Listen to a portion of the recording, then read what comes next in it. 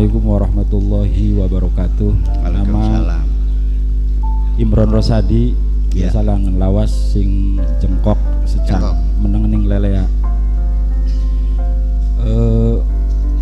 Yang saya ingin tanyakan ini tentang sesuatu yang viral di media sosial tentang tafsirnya Rocky Gerung gitu. Terus apa? Tafsirnya Rocky Gerung tentang Nyi Roro Kidul. Rocky Gerung. Oh, Rocky Gerung, Roro Kidul.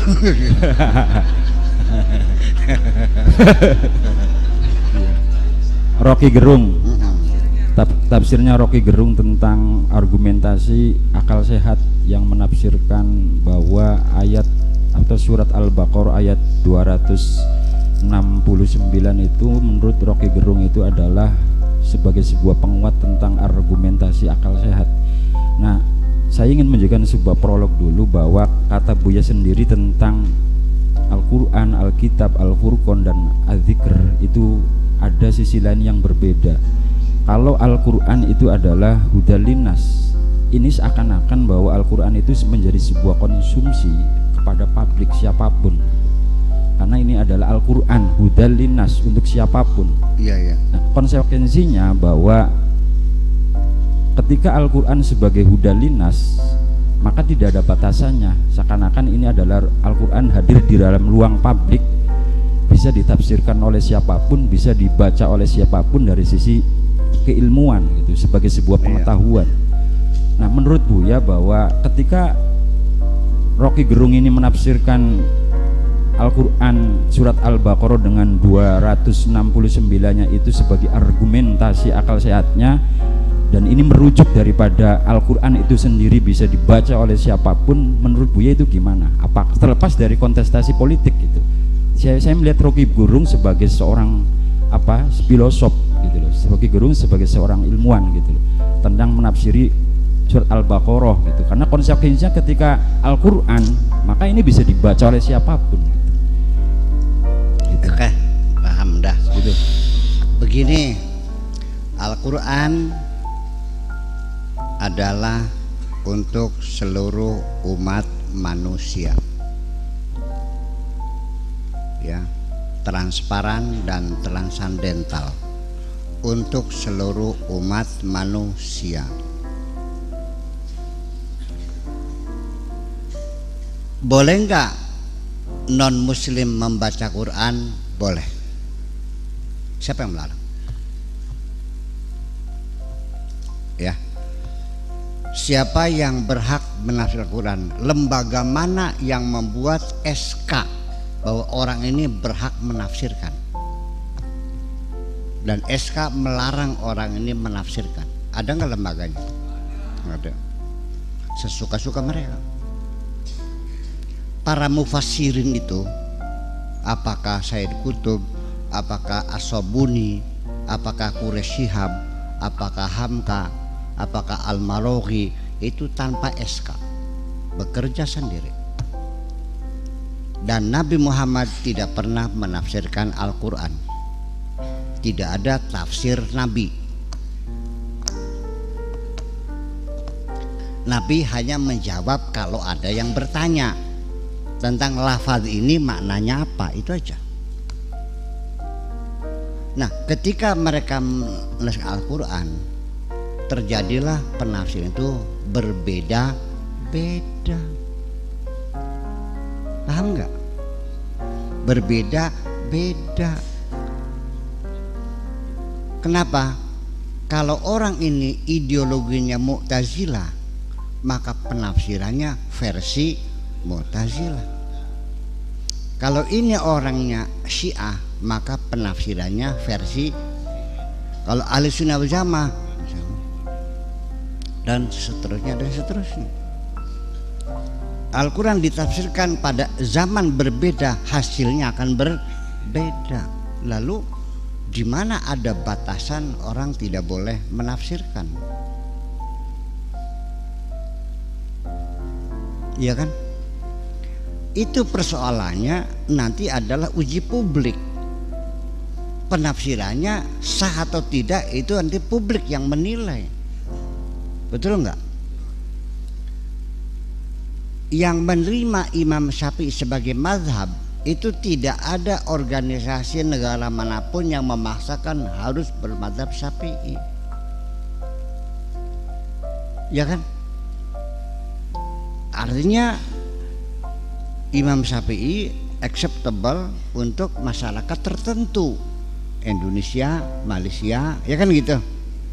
Tapi di Maroko tidak, dia memilih Maliki. Yang ini memiliki mazhab Hambali, dan terbagi semua itu secara berbeda-beda. Dan itu pun hasil kajian mereka tidak menjadi keputusan mengikat, sifatnya normatif, ya suka dia. Karena belum menjadi undang-undang. Sekalipun fikihnya mengatakan mengawinkan perempuan di bawah umur boleh, tetapi karena undang-undang yang berlaku adalah melarang perkawinan anak perempuan di bawah 16 tahun, siapapun di sini menikahkan perempuan di bawah umur 16 tahun ditangkap, masuk penjara, nggak ada urusan. Sekalipun Syafi'i membolehkan. Itu persoalannya. Jadi apa yang Geologi Gendung itu saya bisa memahami, ya. Itu ayatnya waman utiyal hikmata faqad utiya khairan katsira. Itu maknanya ya kira-kira memang seperti itu, kira seperti itu. Hikmah itu ya berpikir akal. Kalau orang dikasih kecerdasan berpikir sehat, faqad utiya khairan katsira. Dia punya kebaikan yang besar sekali. Dia bisa menggali pengetahuan, bisa berkiprah di masyarakatnya dengan pengetahuannya itu. Makasih goblok-goblok orang dihitung gobloknya. Berapa? Mau pantengel. Ya kan gitu. Itu. Jadi saya tidak pernah menyalahkan siapapun. Dan saya tidak mungkin menyalahkan siapapun. Kalaupun nanti saya berbeda dengan saudara Rocky Gerung, tetap bukan karena saya menyalahkan. Kita sifatnya nanti compare saja. Menurut Haji Syihab merah, menurut saya putih. Biarkan dia merah, biarkan saya putih. Nggak usah saya menyalahkan merah salah. Dan Anda jangan menyalahkan putih salah, silakan. Nanti yang menentukan adalah publik semuanya itu. Itu sih persoalannya. Jadi jangan dikira karena Rocky Gerung itu bukan orang Islam, non Muslim, jadi dia tidak boleh membaca Al-Quran. Tidak, Al-Quran itu hudan linnas. Tetapi kalau Alkitab itu hanya untuk orang yang bertakwa. Dzalikal kitabu la raiba fihi hudan lil Alkitab hudan lil muttaqin. Kalau Al-Quran Syahrul Ramadan alladzi unzila fihil Quran hudan linnas. Jadi orang tidak percaya baca Quran. Baca apa tuh? Ya baca Quran. Orang itu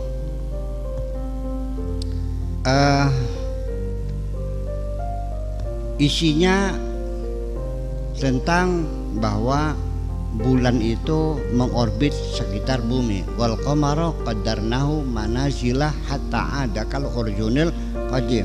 Ini ayat-ayat ini untuk seluruh umat manusia. Siapapun agamanya, ini fakta dunia, fakta hukum alam semesta bahwa bulan mengorbit. Mau percaya silakan, enggak silakan. Tetapi kalau Alkitab mah itu guide of life untuk kita yang beriman ini. Dan yang jadi pertanyaan bahwa yang dijamin oleh Allah keutuhannya apa sesungguhnya? Inna nahnu nazzalna dzikra wa inna lahu lahafizun. Apa yang dijaga di sini? Dzikr.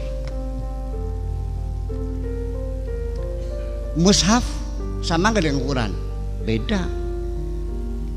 Nah, kita umat Islam di Indonesia pada umumnya tidak tahu bedanya mushaf dengan Al-Furqan, dengan Az-Zikr, dengan Al-Quran dan Alkitab.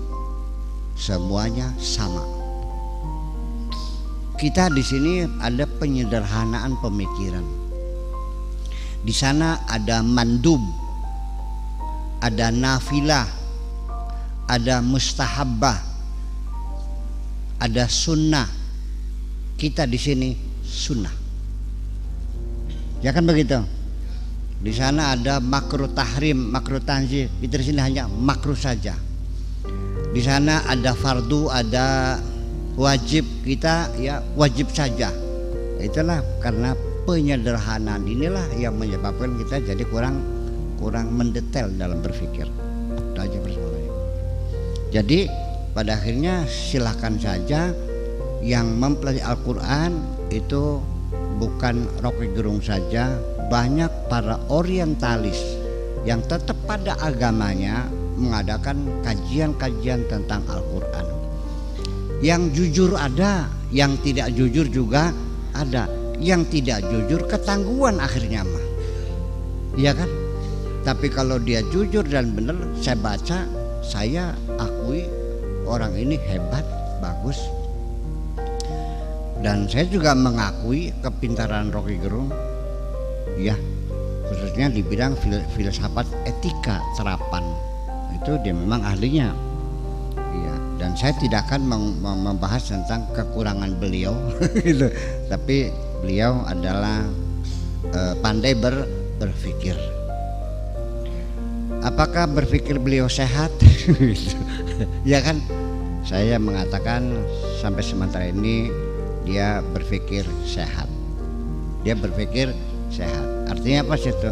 Selagi Anda masih bisa mengemukakan argumentasi, berarti Anda masih berpikir sehat. Kalau Anda sudah tidak mampu berargumen tapi masih ngotot, nah itu nggak sehat. Itu salahnya. Pokoknya itu udah nggak sehat itu. Ya kalau sudah pokoknya, kita nggak usah berdebat dong.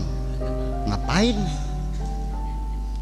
Itu persoalannya. Jadi kita nggak usah menyalahkan Rocky Gerung, ya kan gitu. Apapun, tetapi ayat Al-Hikmah di situ sendiri adalah kita kurang perbendaraan, kita belajar ilmu hikmah. Hikmah siapa? Ya bingung kan? Ya karena nggak tahu mana hikmah itu apa. Filsafat apa bahasa Arabnya? Hikmah. Bikin jimat nggak suka. Dokter, hakim. Filosof, hakim, zamannya hukama. Lah, terus kemana?